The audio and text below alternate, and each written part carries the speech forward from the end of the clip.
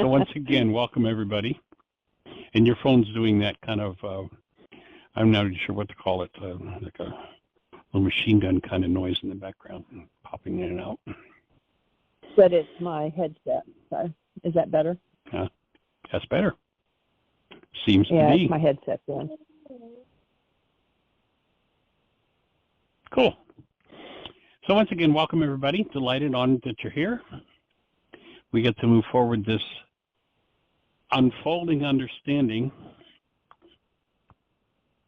And when we realize how many directions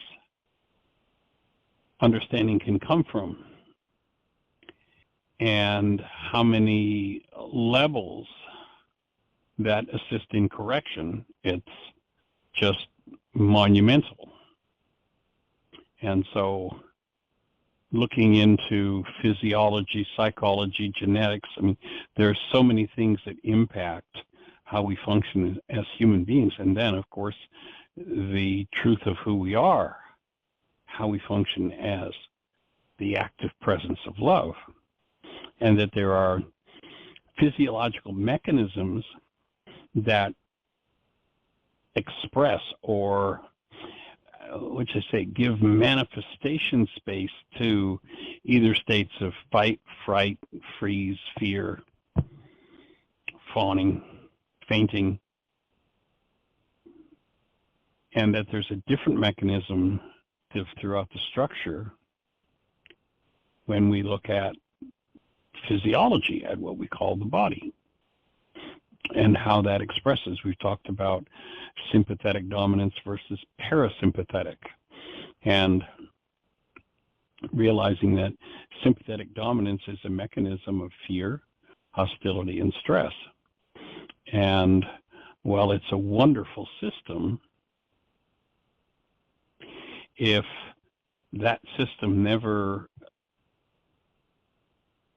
loses its dominant posture, if we don't function in a way that that system gets to tone down, quiet down, and allow us to shift into the mechanisms throughout the form for love, for the embodiment, for the incarnation of our human lives, then we don't get to function as human beings. We get to function out of that survival mode, that self that's based in hostility, fear, and stress, mentally, physiologically, emotionally, the nervous system. And each of these mechanisms gives a different way of expressing, a different way of understanding what it is that we're speaking about when we talk about healing. And that, to be holy didn't mean have your hands folded and be down on your knees, but rather it was meant to be understood a whole on all levels. And if we don't pay attention to every level where change is needed in order to express wholeness, in order to express health, the root of the word health is wholeness. If we ignore arenas where correction can be made, then the completion of, or the bringing into expression of, the healed state becomes more and more difficult. So the more directions we understand energetically healing can come from, the more empowered we are to bring about that healed state. And of course, the bottom line from the perspective of the Why Is This Happening to Me Again work is offered in the opening words in the book of John, which we're told is a book that has something to do with theology and religion, but in fact is not about theology nor religion. It's about physiology, it's about psychology, it's about genetics. It's about how the mind works and how we work as human beings. And I'm realizing more and more as I understand more and more about, especially the physiological aspects, just how purely genius it was for this man Yeshua 2,000 years ago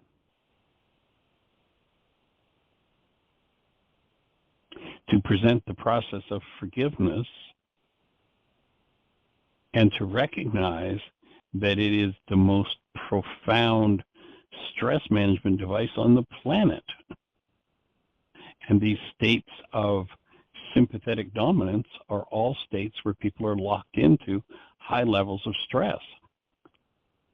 Knowing how to manage one's stress,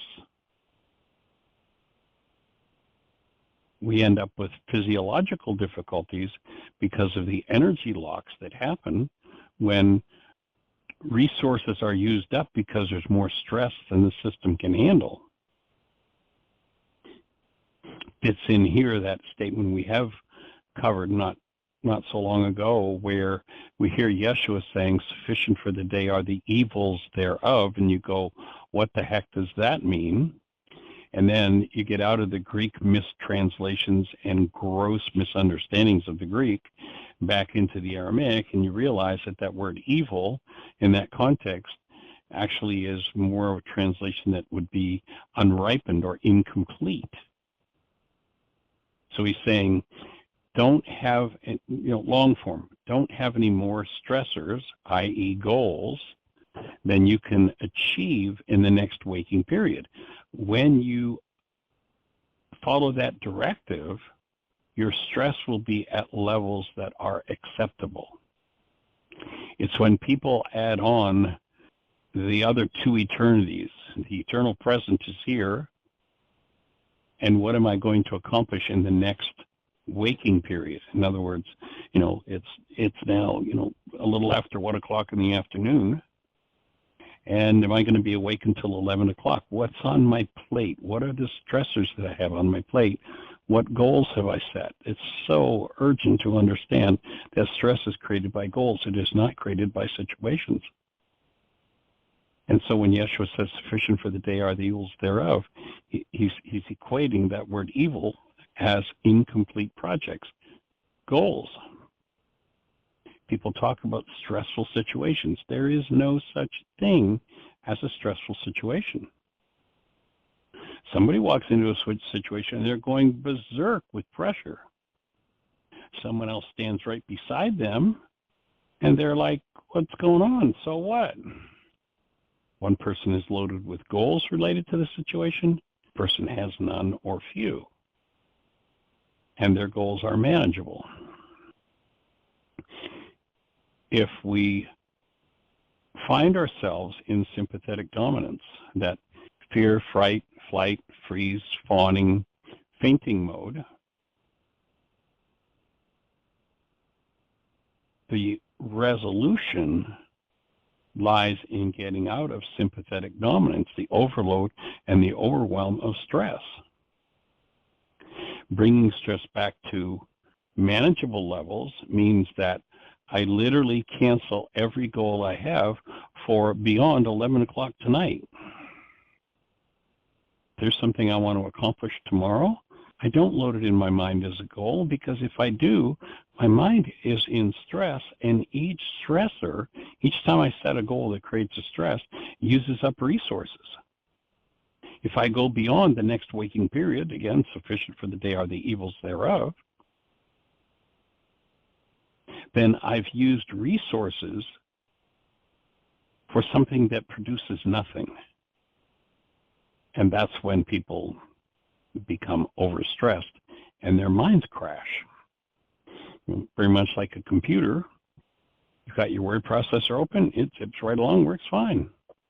Got your word processor and your calculator open, and your calculator open, and it rocks along.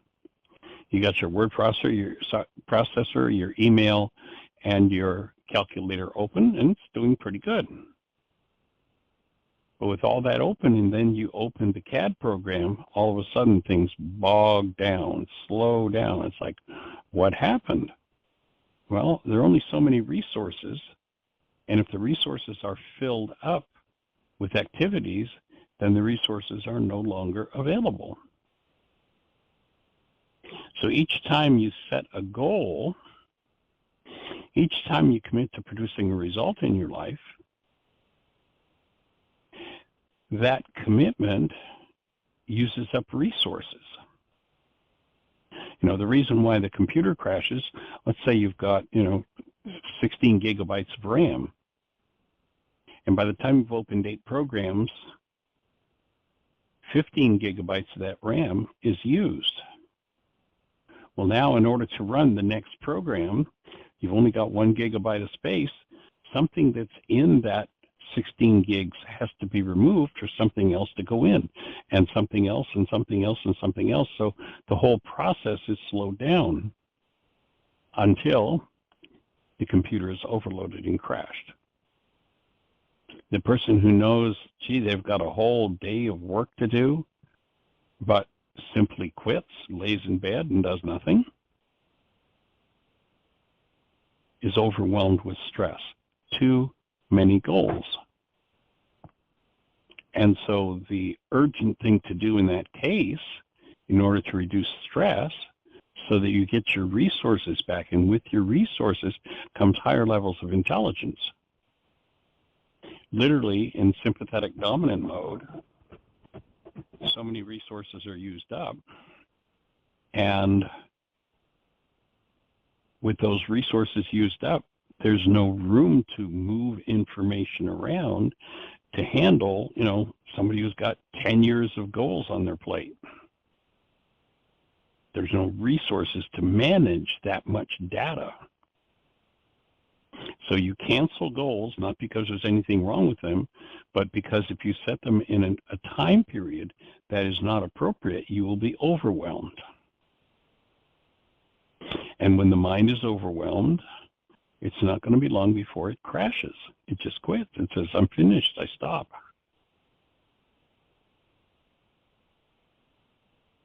And so the importance of the forgiveness process, the forgiveness worksheet process, which if you want more information on it, you can jump on our website, www.whyagain.org.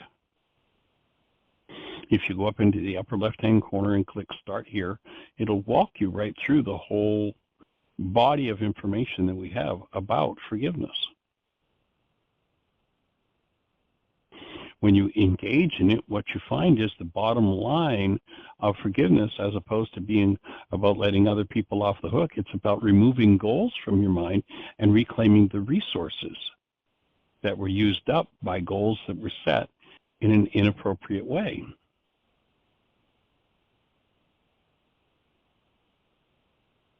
So the person who's in the circumstance and they're going nuts with stress and says, oh, this is such a stressful circumstance, what they're really saying is, this circumstance resonates so many goals that I'm in overwhelm. The person who stands there and goes, what's going on? Why are you upset? Has no goals resonated by that circumstance, so they don't call that circumstance stressful. But the circumstance itself is not cause. The goals in the mind are the cause. And it's a wonderful mechanism. You need stress. Without stress, you'd be dead. But you don't need stress from tomorrow and the next day and the next day and the next day and the next year and the next month and the next year and then the next year and the next year and the next year and your 10-year goal. You don't need to hold all of that in resources. All that will do is overload the functioning of the whole system. That's when it crashes. And crashes look like rage, they look like depression, they look like quitting, they look like sitting in front of a task that needs to be done and going, I can't do it. Why not? No resources left. What do you do if your computer's crashing because you've got too many programs open? Oh, I don't really need to keep my email open, I'll close it. When you close that email, some of the RAM memory that was being used by that program is returned to resources. It's now available. When you close the CAD program, that's a huge gobbler of resources. When you close it, you get those resources back. Kind of like country music when you play it backward. You get your car back, you get your girl back, you get your dog back, you get your horse back, you get your farm back. Well, each time you cancel a goal, you reclaim resources. And the more resources you have available internally, the more functional you will be. So if that makes sense for everybody, we have talked recently about the Mind Goal Management Sheet. If you go to the Why Again website, you'll see the section on other worksheets, and there you'll find the Mind Goal Management Sheet. And as we said the other day, if that's something that you really need to be getting your head into, then you might want to order a copy of, a streaming copy or a DVD copy of the workshop, Getting the Stress You Need. Because without stress, we'd all be dead. Stress is an absolute requirement to live. It's a wonderful thing. You just have to keep it at manageable levels. Now you look at how the culture's playing and how people have bought into, well, gee, the boss wants me to do this, and my spouse wants me to do that, and my kids want me to do that, and my government wants me to do this, and my church wants me to do that, and whoa. And if somebody's trying to satisfy all of those goals framed by others, if they adapt the goals framed by others, then they unconsciously create levels of stress that create disease and suffering and collapse the ability to function properly.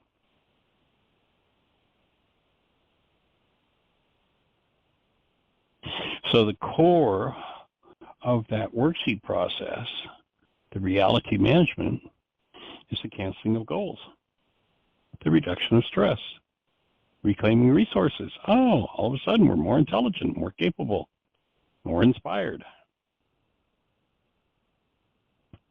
This relates to physiology when one is in sympathetic dominance, and the basic underlying mode is that of fear, hostility, or stress.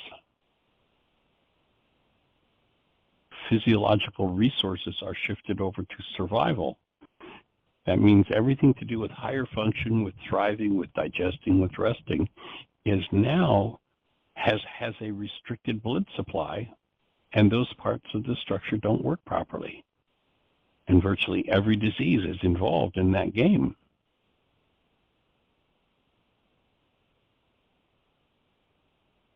So not only do we regain resources when we engage in forgiveness, claim parts of our physiology that have been cut off by living in an overwhelmingly stressful mind, which tends to just tie right into the hostility and fear mode of so many people on the earth today.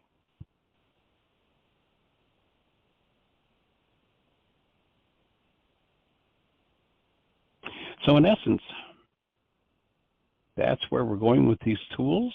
Glad you're here to be part of the conversation. And Ms. Jeanie, do we have anybody in the phone queue with a hand up or anything happening in the chat room?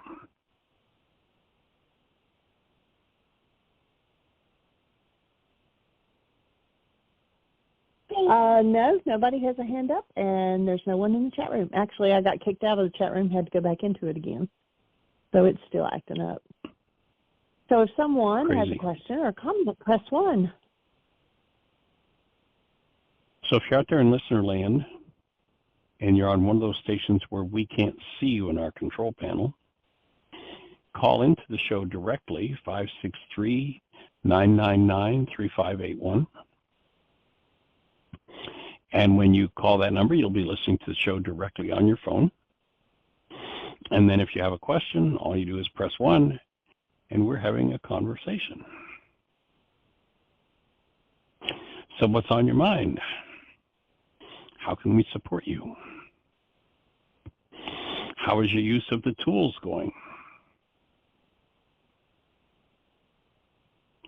It's a powerful conversation in yesterday's show. If you were not part of it, you might want to go back and give a listen to the archives with Peter, who called in from Sweden and just had some really powerful sharing to do around the care he gave his father in the last days that he was alive, and being with him through the process of passing away. It's a really powerful gift to everyone who listens to understand from the perspective of the experiences Peter shared yesterday. It was just so profound.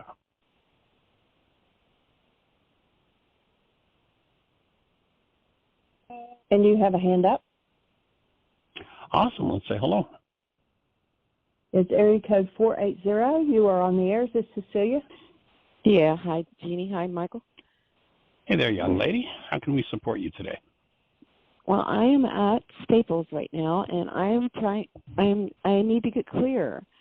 I think what I read that Jeanie sent me is there's links to different worksheets and I need to print all of those out, right?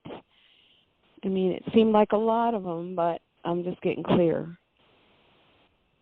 There were 2 a day as the whole for 17 weeks. That's fine, but the worksheet itself, to print it out, to have a worksheet.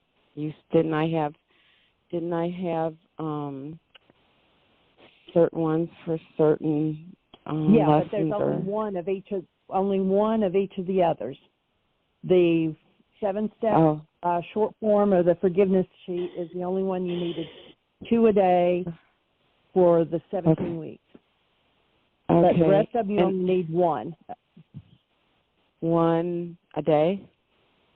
One? No, just I 1, can't. period. Oh, I see. Okay.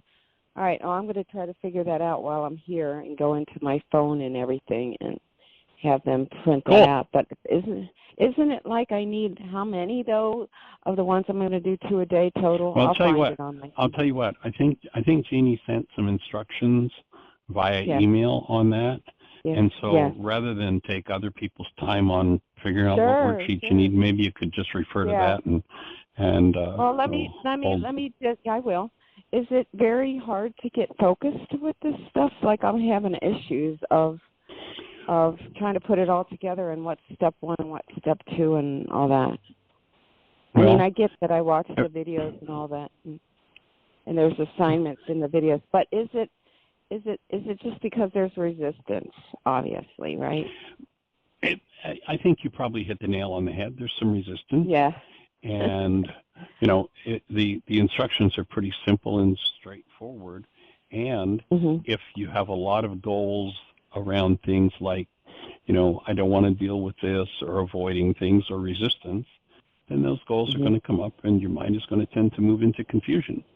And there's where you take the tools and start to work with. So if I'm confused, what do I need to forgive? What confusion in that case, I mean, confusion is a part of the healing process, but if I'm not forward into the healing processes yet, I'm just in confusion, that's probably my resistance. And so I'm going to just do a simple basic worksheet on. So what am I resisting? Well, there are things I don't want to look at, things I don't want to deal with. So then what's my goal? Do the worksheet, carry it through step by step, and then go back to the email, and the instructions are there, A, B, C, D, E. Follow the steps. Okay. And it sounds like you might, maybe that whole first section was for your situation right now, that your mind has got so many goals running. There's so many things I want to have happen in my life that are not things that are relative to what I'm going to actually accomplish today. And that would be the case where you'd start just canceling those goals and getting your resources back, getting your intelligence back, getting your comprehension back. Yes, thanks. Make sense? I hear that. Yes. Cool. Okay. Well, I'm going to go. Thanks. All right. Thanks, Michael. Home Thanks. space. Blessings. All right. Thanks. Okay. Bye-bye.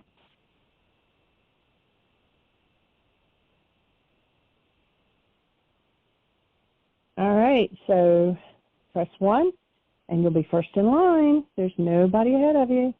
Ask your questions. Make your comments. Direct the topic. How can we support you? What's on your mind today? 563-999-3581. If you're out there in listener land, we'd love to hear from you. How are your worksheets going? How are the stress levels in your life? What support do you need in the use of the tools?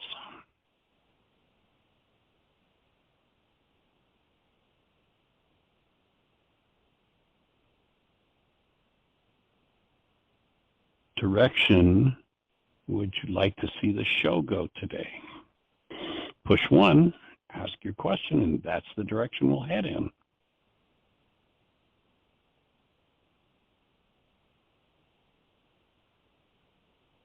At this point, I'm complete with my monologue talking about stress and getting the stress you need. And so I'd love to have a conversation with somebody. What's on your mind? How can we support you?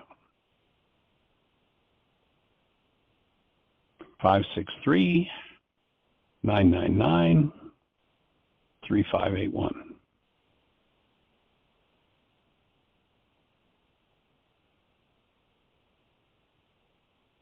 All's quiet out in listener land, Jeanie? It is. Oh, interesting. Well, anything on your plate for today to talk about, to look at? No, just working with a little girl who is not totally connected today, but we're getting there. Uh-huh.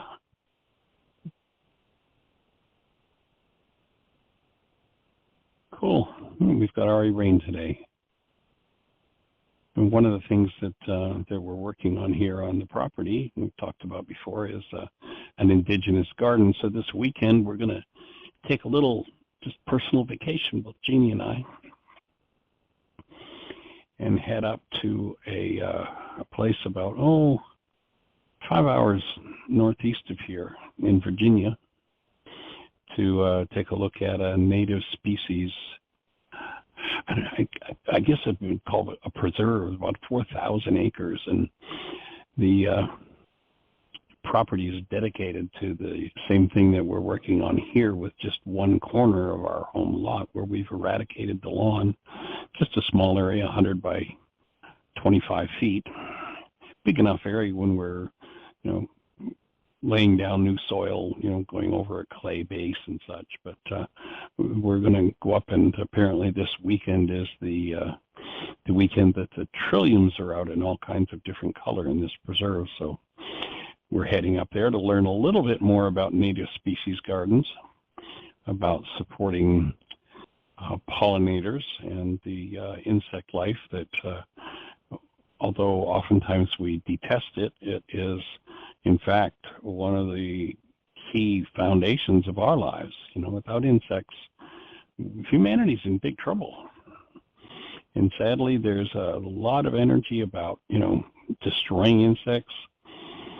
One of the things that really interrupts pollinators in their function that we've learned recently is all of these lights in cities and around cities and in rural areas. The farmer puts out a light that's on 24/7, or at least in dark hours, and all of a sudden the insects go for the light and aren't doing what the insects are supposed to be doing, and it helps to destroy species.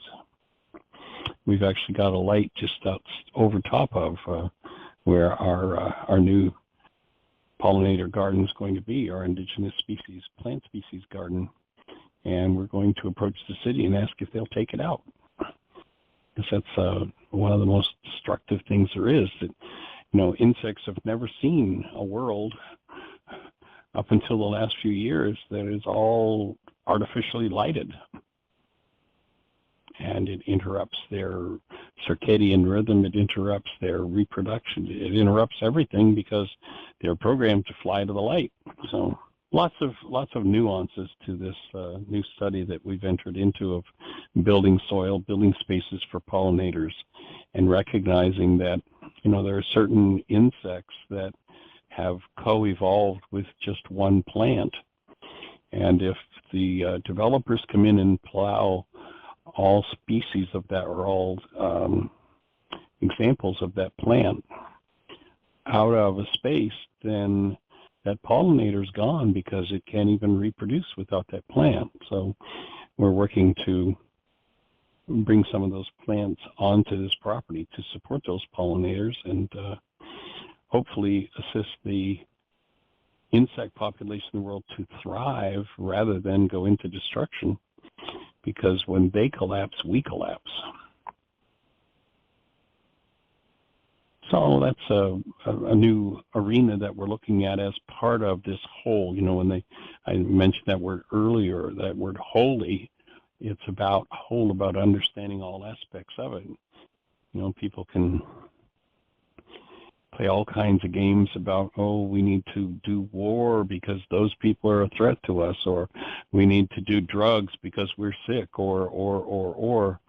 And there's no understanding of all of the things that come into the experience of ourselves as human beings at this time on the earth, and how to step into the space where we can thrive internally and externally, and how many things are involved in doing that. We become a rather self-centered species, and in so doing, we've done that to our own detriment. We think we're doing it for our own good, but in fact, it's to our own detriment. So just one more thing to think about if one's going to be holy, if we're going to function whole and full. I was watching a video yesterday on this whole idea. Actually, it was about dandelions. I didn't realize that a dandelion was a member of the sunflower family, and that it was ubiquitous around the world, literally 6 continents. The only continent that doesn't have dandelions growing is the Antarctic. And when wealth started to accumulate in certain people's hands, there came a place where eradicating nature became part of the plan and replacing it with a lawn. And a lawn at that time became then the symbol of wealth. People who destroy in order to accumulate wealth grow lawns, and now it's, every neighborhood, if you don't have a lawn, you're not part of the neighborhood. We're in the process of starting to destroy our lawn purposely, consciously, and replace it with indigenous species plants so that pollinators can survive and thrive and keep we as humans functioning. So I had no idea that the lawn was actually initially something that wealthy people did and became a symbol of that. Everybody wants one because then it shows you're wealthy. And here's the thing that does nothing but, for most people, absorb millions of pounds of chemicals, utilize uselessly thousands of gallons of water, and basically destroys the earth. And yet it's a symbol of, the nicely trimmed lawn, and that you're prim and proper. So it's just an interesting perspective on many things that make us capable as a species of functioning, and the many things that need to be considered in order to be, again, holy, in order to function as whole human beings and be part of this earth, recognizing that we're not the owners of the earth, but that we're a part of it. We're an expression of it. And it fits hand in hand with forgiveness and removing the brainwash that the culture has put into us that keeps us out of harmony with the truth of who we are and keeps us out of harmony with the natural world. So just another perspective, another piece in the puzzle of living fully as a human being.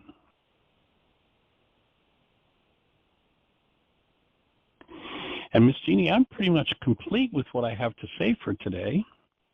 So if we have nobody out there in listener land that has a question, then perhaps we need to I'd rather continue the conversation with someone, but perhaps we need to let the show go so that we can get some of the things done that we need to do before we hit the road tomorrow. So one last call. If you're out there in listener land, have you got a thought for us, a question, an answer, an idea on anything to do with the tools? And if not, I'm going to say thanks for joining. Oh, good. Good. Eric, area code 541. This is Julie. Are you back on this side of the water? Yes, I am. I'm further than welcome I'm on home. the Pacific. Thank you. Yeah, it feels good in a lot of ways. When did you arrive? About a week ago, Thursday. So yesterday, a week ago yesterday. Yeah, cool. And taking care of business, getting stuff together to move more of it to Spain, and then just... How's your dad doing? See family, yeah. You know, the other day I think you were talking to from our class, the doctor in Pahrump, was it? That you were talking right. to? Dr. He was Andraki? talking about his father. Yes. Oh, Sounded no, like actually, him. that was Peter. That was Peter from Sweden that was talking about his dad. Oh, right, Peter. That's right. Okay. Yeah, that was really touching that day. I'm going to listen to it again. I heard part of it. Yes, it was. Yes, and it got me more in touch with that. This could be it. This time I'm visiting. You know, I'll be here till August. So yeah, I'm going to go visit him soon and see how he's doing. So sweet. But I like what one of you, Michael, were sharing about someone who passed away or you knew of someone who, or it was Jeanie's father who saw the way right at the end, you know, and they came in to revive him, and she said, no, he got there, you know. Yeah, he was ready, and it was powerful and sacred. Mhm.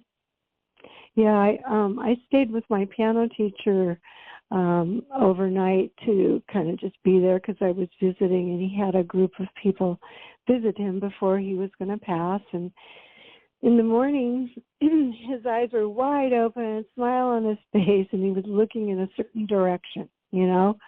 And I just knew it was okay. He'd been gone for some time over the night, and it made me hearing your story helped me to relax more about my dad, because I think that I'll be able to see that in him when I see him next.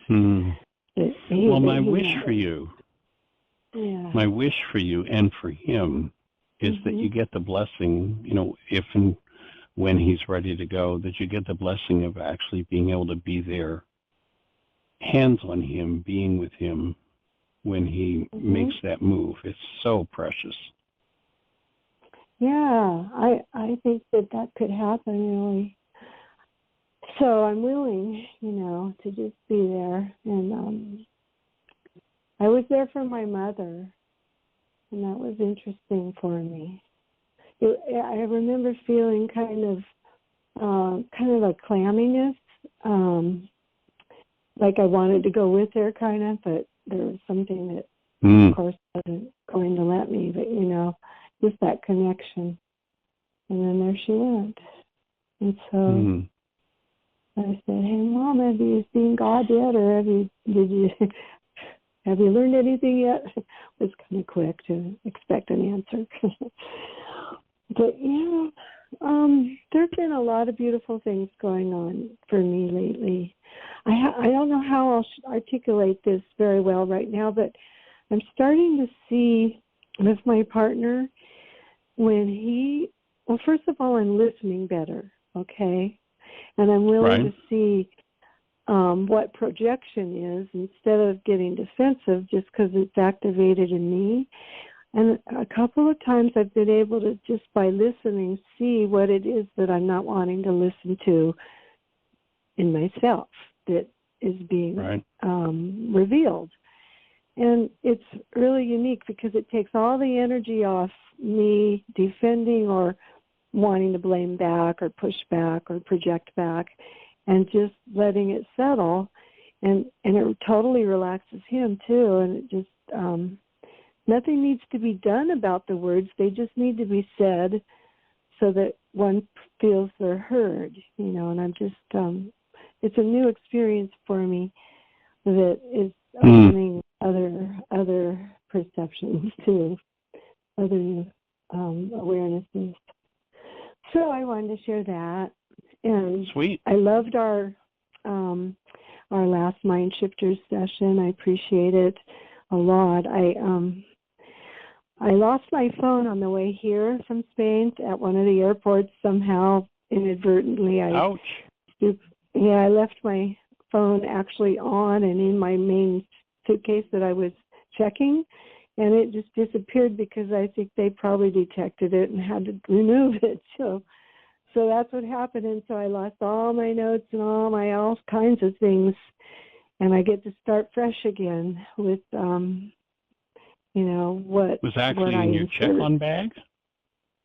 Yeah, because I was at the last minute. I was getting rid of my purse because it was too bulky and heavy and not working for me, and I had room in my suitcase, so I was trying to get it in there, and I think what happened is the phone fell out into the bag, and I thought I had everything out and didn't have it really. So that was weird, unconsciously weird. But it's okay. It's all handled now. So. Have you tried tracking it? No, I wouldn't know how to do that really. You mean like through a phone company, through Australia? You can go on. There's a program on Google. You can go on and track if the phone is still powered somewhere. You'd be able to track it and tell where it is. It might be worth doing a little research, and you might find it that way. Oh, okay, yeah. Yeah, okay. Google it and see what you find. Yeah, thank you.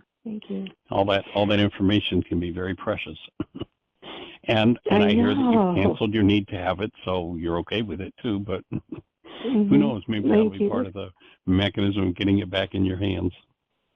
Yeah. Yeah, thank you. Well, I'll let you go if you feel. All right, young lady. And I love what you're doing with your gardens. Yep. So are we. We're enjoying it, having fun with it, and looking forward to seeing these trilliums up in Northeast Virginia.